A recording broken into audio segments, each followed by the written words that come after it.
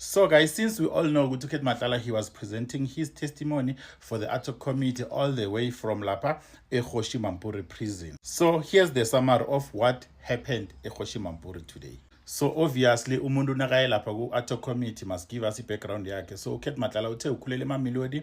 He was raised by a single mother, of which after lapho waba namabhizinisi amancane there and then waboshwa for ukuthenga izinto ezi-illegal. And then futhi also mentioned ukuthi he's a father of 9 children. So umentionile ukuthi also iMedia Care company le eyathola itender le 365 million lapha eThembisa Hospital ukuthi amafunda wakhona actually bengu Michael van Wyk no Adrian Venter, and then yena wangena as a person umuntu omnyama ukuthi because of bamtshela ukuthi if ever you register a company ungumuntu omnyama it gives you more advantage yaza ngisho i-BBBEE. So that's how I joined the company. Subsequently last year December wa resign on that company as a director. Futhi okunye kungicakile ukuthi guys uthe i-statement sakhe lesi ebekasithula lapha ku-ATOC committee, it is not prepared by him, sibhalwe ma-lawyers, and it is not signed. So I don't understand ukuthi why must he present a statement that is not signed and also that is not prepared by him, because at the later stage angaphika ukuthi yena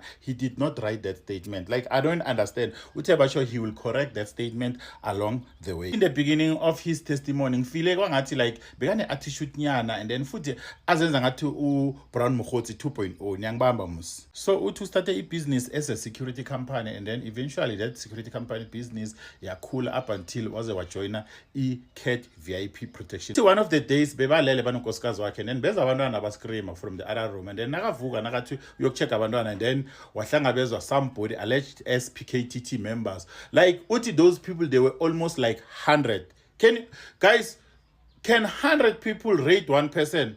La bekakhuluma manga uVusumuzi Khet Matala uthi almost 100 people, because there's a statement of bail, actually bail application yakhe almost 100 PKTT members were in his house. There's no way 100 people can be in there. Like, there's no way 100 police officers can rate one person. So uthi those police officers baharasa yena nonkosikazi wakhe nabantwana. Uthi one of the police officers bebabopha abantwana baba lalise phasi on the floor tiles, including the wife, and then bambuza about uJerry Boshuga, and then he said he doesn't know, but confiscate his cell phone, the watch, and the firearms bawathatha bazisa eBrooklyn police station.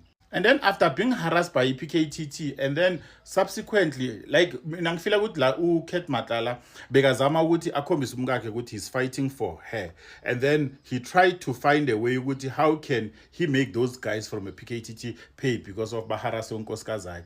And then somebody wamtshela ukuthi no man, there's a guy that can help you. uBongani Mpongose wamhlanganisa noBheki Cele in KZN, and then uKhet Matala drove all the way to a KZN ayomithana no Bheki Cele. He also explained about the RFQ processes ukuthi how did he got the tender lela se Thembisa Hospital, but requested ukuthi bangambuzi more questions about that Thembisa Hospital thing because it's under investigation. So akafuna ukukhuluma something ezogcina incriminator. So requested ukuthi no, let's just put it aside kancane nje. Uchazile ukuthi uhlangane njani noBrown Mokgotsi. Uthi uBrown Mokgotsi umfonelile wathi I'm a person from the police minister's office, so of which is Senzo Mchunu. So like uBrown Mokgotsi naye kumele aphendule ukuthi sekasebenza nini office la Senzo Mchunu. So and then the other thing, uKhet urequeste i-toilet wathi ucela uke 69. Why i-69? Uthena kabuya started singing nicely. Uthi uKhet Matala uhlangana noGeneral Sibiya on 3 occasions, and futhi uKhet Matala waconfirma wathi uBheki Cele lied under oath because of uBheki Cele received 500,000. Actually he received 300,000 and 200,000. So he received 2 payments from Khet Matala. And uBheki Cele wampromisa ukuthi he will stop ama raids at his house, and as well as ukuthi iPKTT isuke ngemva kwakhe. And then subsequently uBheki Cele wafonela some guy by the name of uKhumalo, and then that guy wamtshela ukuthi no sizokusuka ngemva kwa Khet Matala. And then he told uBheki Cele ukuthi no, it's fine, uKhet Matala he can go to Brooklyn police stations and collect his firearms and belongings. uKhet Matala went to Brooklyn and collect his belongings, and then was told obviously because ukuthini kuthi uBheki Cele usesene power esiphoyiseni. So this is the picture of the oath that was said by Kate Matlala ukuthi uBhekicele receive 500,000. Ngicela inunu guys, inunu yethu ayibuye izokuphendula please.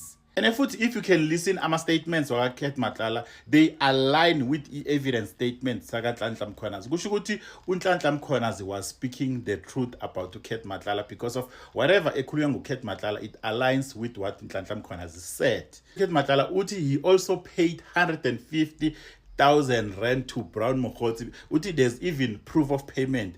That 150,000 rand was for each January 8 statement or conference ye-ANC lebe ise Cape Town. Ngiyakhumbula ngisho. Also Kate Matlala confirm ukuthi yeah, uGeneral Sinona ngiyamazi and he's like a brother to me. Ngiyamkhumbula ngisho uGeneral Sinona. So yeah guys, this is almost everything that I've covered that happened today in the ad hoc committee lapha eGqoshimampuru. If there's something that I'm leaving, you can just write here in the comment below. But all I can tell you guys ukuthi Kate Matlala was used by our comrade as a cash cow because of now you're confirming yeah vele obvious these people they were using me as a cash cow because of they knew there's a contract of 365 million rand. So people like Abu Calvin Rafadi, Brown Mokgotsi, Shadrack Sibiya, they were milking this guy dearly. And the other thing guys engicakile ukuthi uKate Matlala uthe batsho uGeneral Sibiya akamazi much, but nangikhumbula kuhle uGeneral Sibiya uKate Matlala umdonethele 20 yama impala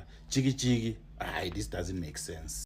So tintfo letinyenti leyo Kate Matlala bekaloko akhuluma ngato bekuvela kakhulu ligama la the former minister uBhekicele. So uBhekicele basically lied under oath makathena ngakaze athole imali from uKate Matlala. Siyakhumbula musikwaze kwaba khona a point la khona kwathiwa uGeneral Nhlanhla Mkhwanazi has to come back and rectify the part la wathena khona ku testimony yakhe uKate Matlala bekasendela uBhekicele imali. So the account that was used there was not an account that belonged to uCele.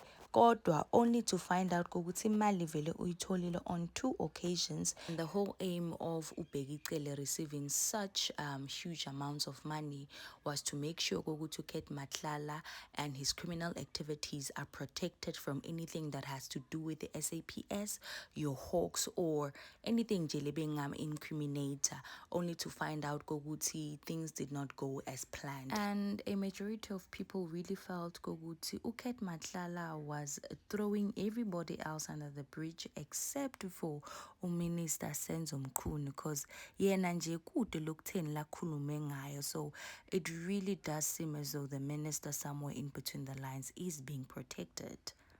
Inunu bafowethu bafowethu iGomola neSodoma Bhekicele kodwa magaye kodwa Ndosi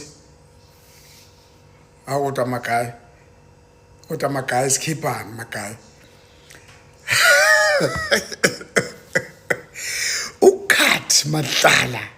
uKate Matlala uyawuvuthisa umlilo uhlangana nikumetshisi nangadedela amabhomu ukuthi hayi wanikeza uBheki 300,000 aphinde neza uBheki 200,000 this and uBhekicele ubemfuna imali uBhekicele wamfonela esuka efuna kudlala iKaizer Chiefs nePirates efelwe imoto yakhe nonkosikazi uBhekicele bahlangana naye ezimbali baphinde bahlangana naye eBeverly Hills uyabo nje nakwi apartment yakhe Bhekicele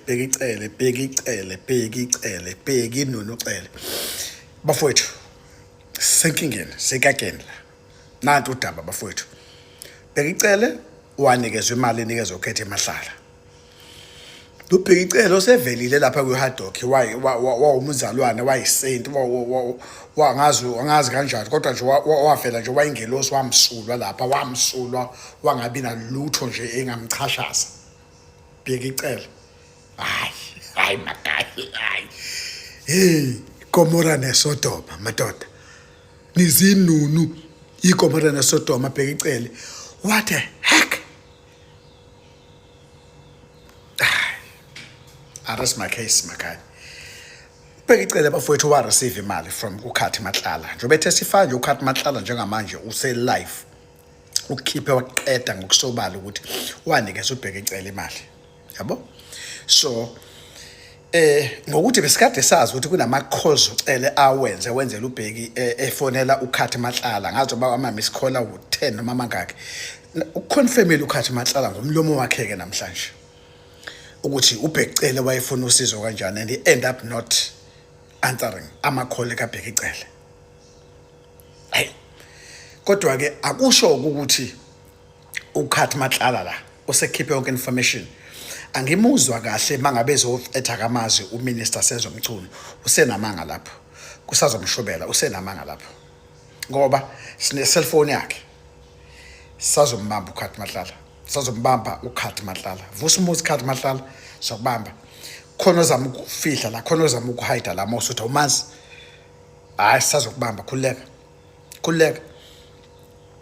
kodwa nje hayi Bhekicele hayi ngiphoxekile ngoBhekicele bafowethu angifuni ukungasho ngizoqhubeka bafowethu ngisazobuya ngibuye nenye information ngisaqhubeka ngisalalela kodwa ngisaphoxele imali iyisombolo shoot 500,000 imali 500,000 200,000 plus 300,000 500,000 imali uKhathi Matlala ayinikeza uBhekicele kodwa ke siqhubeke ke silaleleke ngoba nobufakazi balo mali sisazofunda sibone ngempela.